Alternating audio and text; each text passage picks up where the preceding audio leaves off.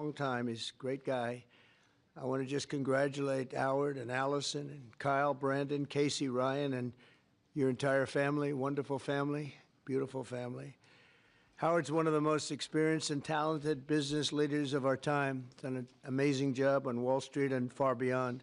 But more importantly, he's a patriot who loves our country and has shown tremendous courage and strength throughout his career. Howard began at the famed Cantor Fitzgerald in 1983, and by the age of 29, he rose to become the president and CEO and one of the hottest firms on Wall Street.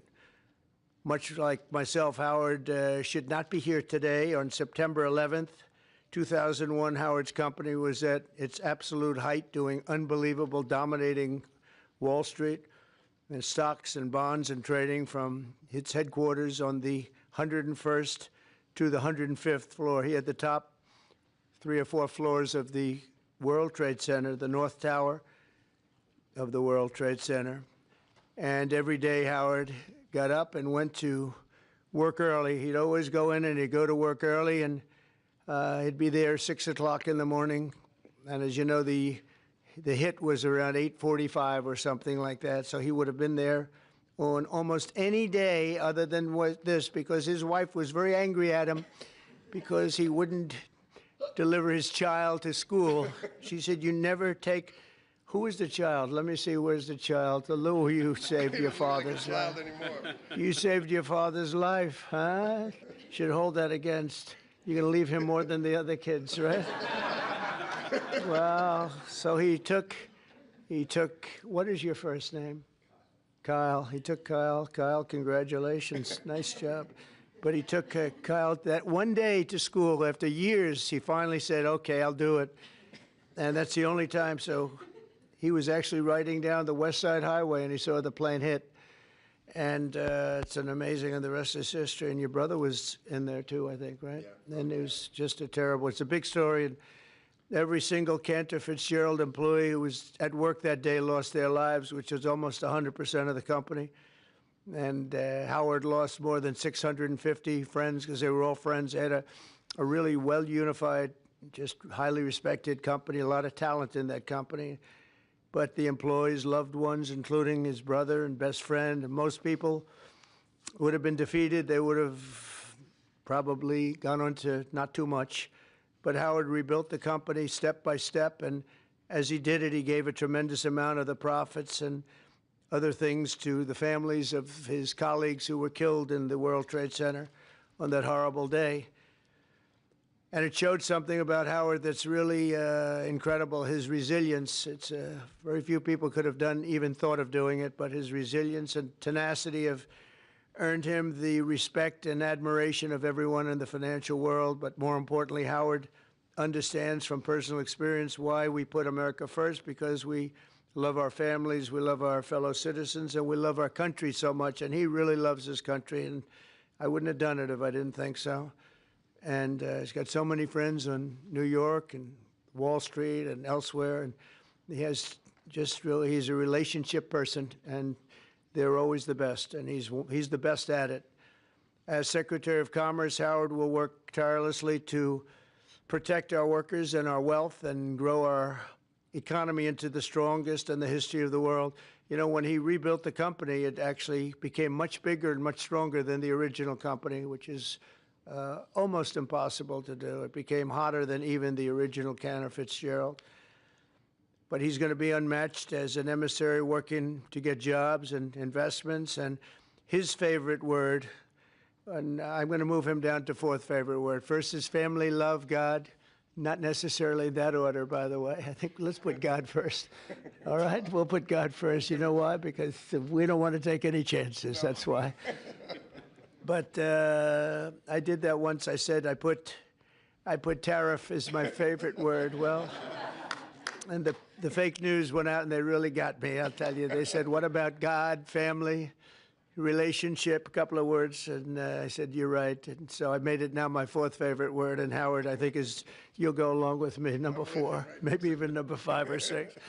But he really understands something about business. And we have been called by so many companies. Yesterday we had Tim Cook of Apple in, who's going to invest hundreds of billions of dollars in the country because of what we're doing. And We have many, many companies, too many to even mention.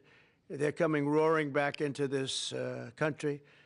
And it'll take maybe a little time, but not that much time. You're going to see things that you've never seen before at a level that you've never seen before. And Howard's going to lead that charge, and he'll help oversee the tariff and trade agenda along with many other things. We'll soon impose reciprocal tariffs because that means they charge us, we charge them. It's very simple. Whatever a company or a country such as, let's say, India or China or any of them, whatever they charge, we want to be fair. So reciprocal. Reciprocal meaning they charge us, we charge them.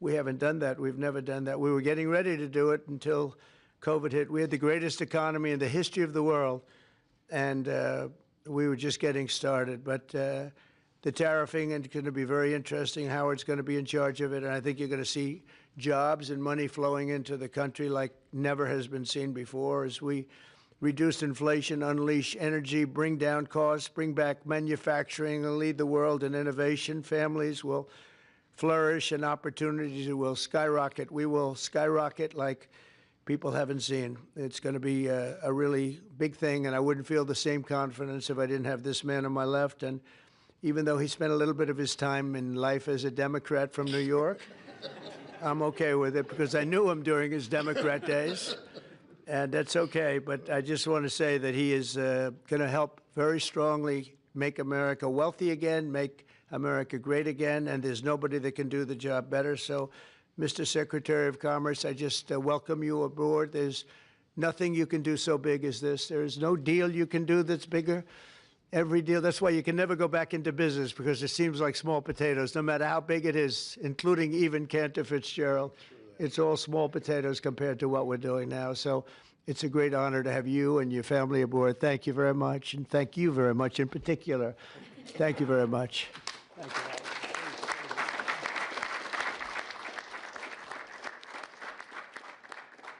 So first, I'd like to thank you, President Trump. It is the greatest honor to work for you, to be with you, to carry your name, your leadership, and your flag throughout the world. The press has no idea who the gentleman to my left is. They portray him in all sorts of ways, but I know him as the smartest, most thoughtful, and most intuitive person I've ever met. And it's amazing to be in this room and to work for him. I have to my right my friend J.D. Vance, who was kind enough even to introduce me to the Senate, and he gave me the greatest compliment. He called me a good dude. So I have really the most wonderful family. I have my wife, Allison. We've been married for 30 years. And I always, when I come home, because I come home late at night, I walk in the door and I yell, "Hello, greatest wife." She's just an amazing girl. My 4 children, Kyle, who you know has saved my life, so now this is going to cost me dearly. My son, Brandon, my daughter, Casey, my son, Ryan, and my sister, Edie, my 2 brothers-in-law, Gary and Rick, my sister-in-law, Abby. I mean, this is as beautiful a day as you could have. The opportunity that the Trump administration is going to bring to America is so extraordinary. You know, people think the golden age is a statement. It's like saying MAGA, make America great again. This is the greatest country on earth. It is such a great country that we can take care of our citizens and give them their Social Security. We can take care of everyone and give them their Medicaid. But we're going to get rid of so much waste, fraud, and abuse. We're not going to hurt anybody, but we're going to get rid of it. And then we are going to grow this economy in a way that people have never seen. And under the Trump administration, my goal, and I'm happy to wear it on my shoulders, is we are going to balance the budget of the United States of America because Donald Trump understands global business. It's the first time you put in that chair the greatest businessman in the United States of America. And I just, for one, I have to tell you, I cannot be more proud to serve my great friend and the greatest president in America, Donald J. Trump.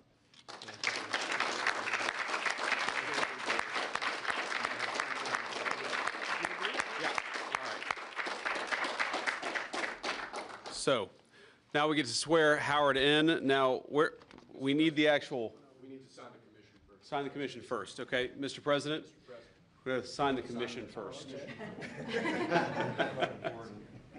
I can't swear him in, I guess, until you sign the commission. Yes, sir.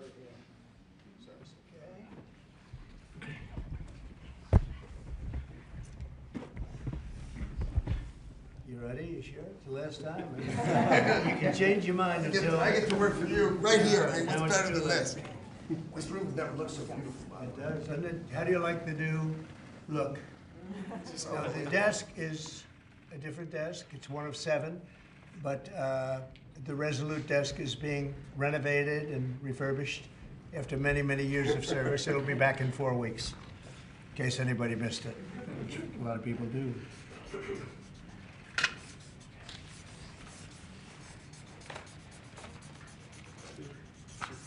Okay, Howard, you're in.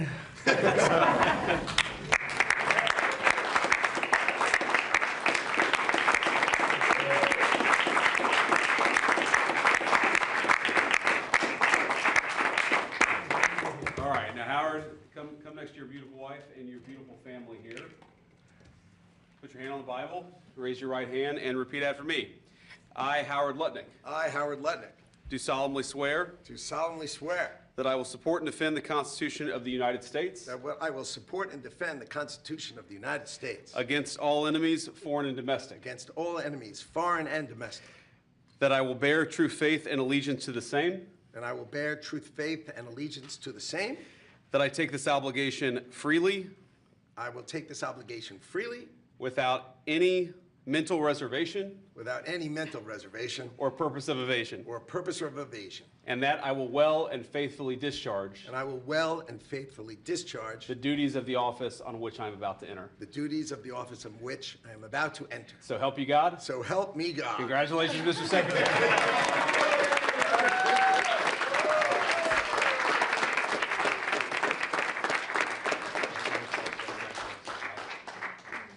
Thank you very much. Mr. President, there are reports that you were considering merging the United States Postal Service with the Commerce Department. Can you elaborate on if this is something you're Well, considering? we want to have a post office that works well and doesn't lose massive amounts of money.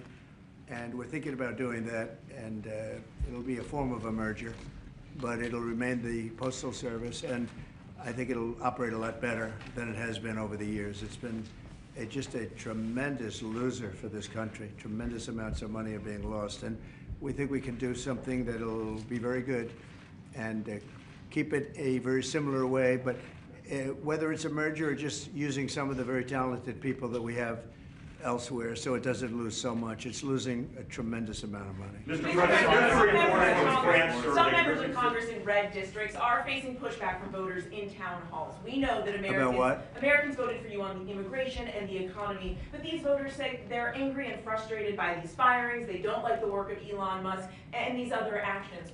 What do you say to them? Who do you work for? I work for ABC News, sir. Who? ABC News. No wonder. Mr. President, Let me just tell you that I have today the highest poll numbers I've ever had. I have today the highest poll numbers of any Republican president ever. We haven't even checked the Democrats, but that's what I was just told. And they like the job that we're doing. They like the job that Elon's doing. He's doing something that a lot of people wouldn't have the courage to do. We want to streamline our country. We want to streamline, because you know why? Because we want our country to survive and thrive. And we're finding billions and billions of dollars of waste, fraud, and abuse. Billions, and I mean numbers like you wouldn't believe, and we haven't even started yet. So it's actually just the opposite. We've polled it, and people are thrilled. They can't even believe it's happening. And it won't affect many people. It'll only affect the people that get caught stealing. The waste, fraud, and abuse is at a level like nobody's ever seen. It's been going on for years. And all you have to do is look at the Social Security rolls, look at some of the things, look at where the money is going. The Attorney General's looking into something, environmental protection, $20 billion. And it's out and out fraud. So I think the people are very happy. Yes, please. Mr. President, I want to ask you about this week, the Secretary spent 4 hours with the European Union trade representative. The European Union has signaled that they would lower tariffs and do a trade deal with the United States. Yeah, the European Union wants to come back. They've treated us very badly, and the European Union wants to lower their tariffs because of the fact we were paying a fortune of tariffs. We couldn't sell a car there. We couldn't sell our farm products there. They wouldn't take anything. Now all of a sudden they're being very nice, and that's going to happen with a lot of others too. The European Union is wanting to lower its barriers at very low levels. They want to now bring their car number, which was extremely high, down to 2.5%, which is the same thing that we charge. That's reciprocal. See, that's what is happening, reciprocal. And I think it's a big start in the right direction with the European Union. So, you called President Zelensky of Ukraine a dictator. Do you think that President Putin of Russia is also a dictator?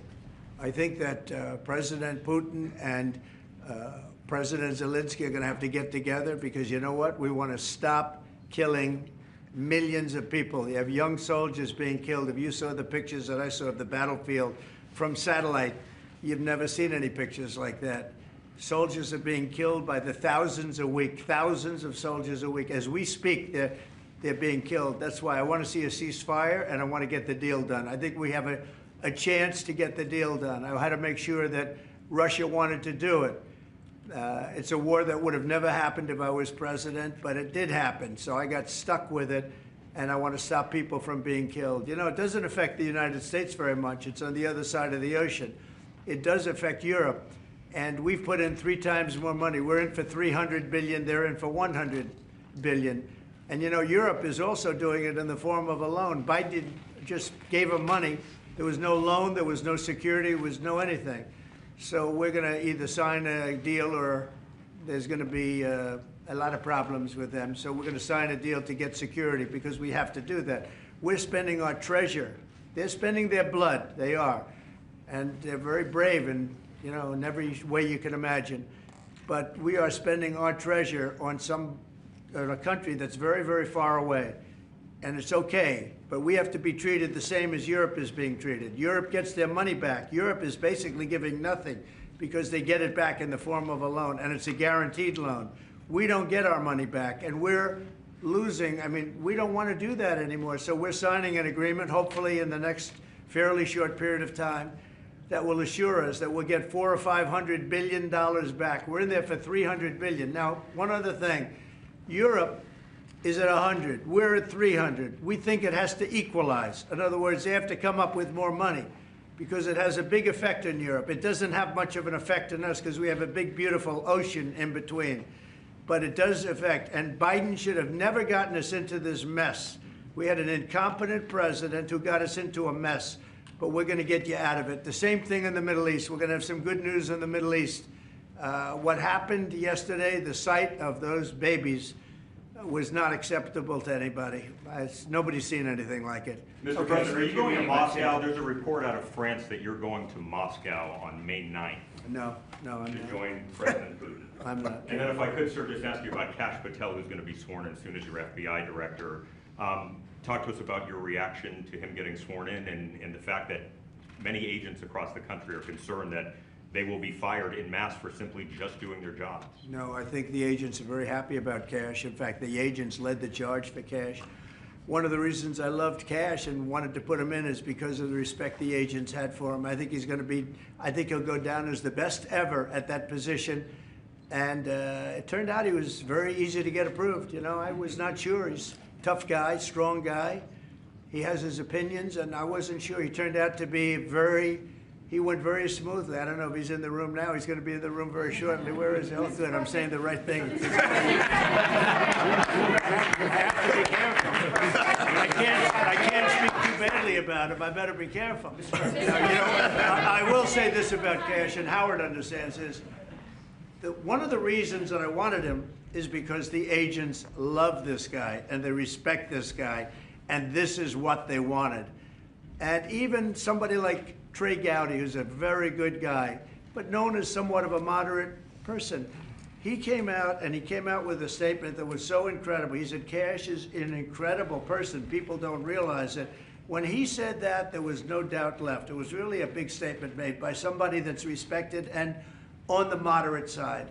And I will tell you, I think cash is going to go down as maybe the best ever when it's all said and done. So I'm glad he's willing to do it. Thank you, Cash. Tim Cook a little bit more. You talked Say about. what? Could you speak a little bit more about your meeting with Tim Cook? You said that he was going to invest hundreds of billions of dollars. There's specific projects that he spoke to you about. And All like over what the were country, those? all over the country. He's going to start building, and he doesn't want to pay tariffs, and he's going to start building, but very big numbers. You have to speak to him. I assume they're going to announce it at some point, but very big numbers. He was here yesterday. I met with him at length, and Apple is coming here with tremendous dollars. They're going to be spending a lot of money in the United States, more than they've ever spent by a factor of probably 10. Did you discuss encryption? Did you were reporting that you were signing a memo later to counter digital service taxes? Well, will you speak? I mean, what are you doing, reading it? Yeah, Can't my you just question. say it without having to read it? My question? Yeah. Oh, sure. Bloomberg, we're reporting that you're expected to sign tariffs or a memo later on tariffs on digital taxes. Is there any idea how high you might go with We are going to those be tariffs? doing that. Digital, what they're doing to us in other countries is terrible with digital, so we'll be announcing that. Are we signing it maybe today? Today. How And high we'll would be, you go? so we'll talk about that in a little while. You'll Couple be here. minutes. Are you going to put the secretary in charge of the Postal Service? He's going to look at it. He's got a great business instinct, which is what we need, and he'll be looking at it, and we think we can turn it around. But it is the Postal Service. I mean, we're leaving the Postal Service, but we're losing so much money with the Postal Service, and we don't want to lose that kind of money. So the secretary and some others that have talent, that kind of talent, we'll be looking at. So Yeah. for the How close are you tariffs- to a minerals agreement with Ukraine, Mr. President? What? How close are you to striking a minerals deal I think we're with pretty Ukraine? close, yeah. I think they want it, and they feel good about it, and it's a significant, it's a big deal, but they want it, and it keeps us in that country, and they're very happy about it. But it's we get our money back. This should have been signed long before we went in. This should have been signed by Biden, but Biden didn't know too much about what he was doing. The war should have never happened, number one. When it did happen, it could have been settled the first week or 2 weeks. After that, it got bad. It got really bad. But it should have never happened, and it should have been settled, and it could have been settled very easily at the beginning. Now it's tougher, but we'll get it settled. On the tariffs, Germany has elections on Sunday. What are your thoughts? What do you expect to happen in the elections on Sunday? in Who has Germany? elections? Germany. Oh, Germany. I wish them luck. We got our own problems. Bye, everybody. Thank you very much. Thank you. Thank you, Pras. We got our own problems. Don't have to worry about Germany. All right. Thank you, everybody.